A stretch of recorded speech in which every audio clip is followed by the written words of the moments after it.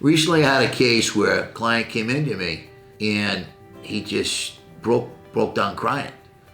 He didn't say much.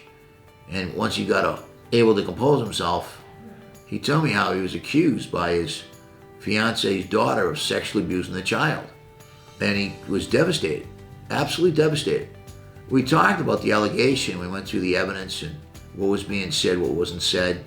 And as the story developed and we made a plan, it was abundantly clear that this allegation, which was made by this young child, was something we really needed to look into.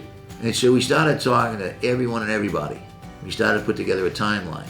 We started to put together records from medical and from school, collaterals of different neighbors and what had or had not happened. But when it all was said and all was done, it came down to a couple things. The child said she walked in on my client when he was going to the bathroom.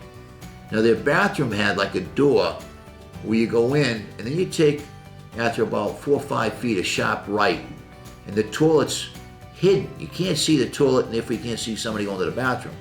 The daughter said she walked in the bathroom, never went past the threshold, and could see him.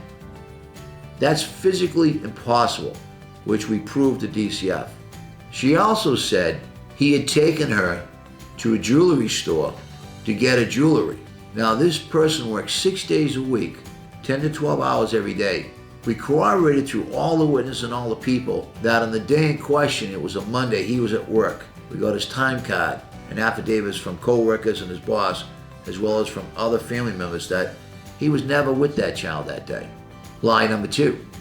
The child also said she was alone with him all the time. Easy to disprove again, because the cards from work show that he was in work 6 days a week. Could not have been with her.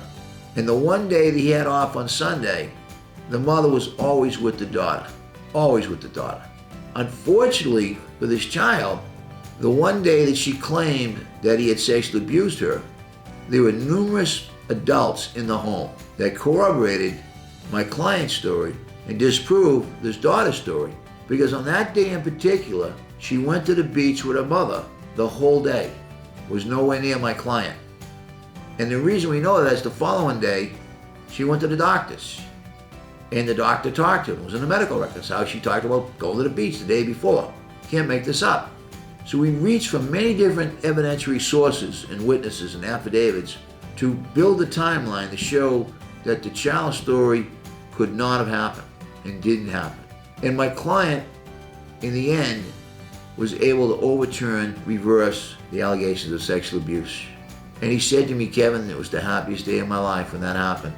Because what he had was a fiance who he loved very much.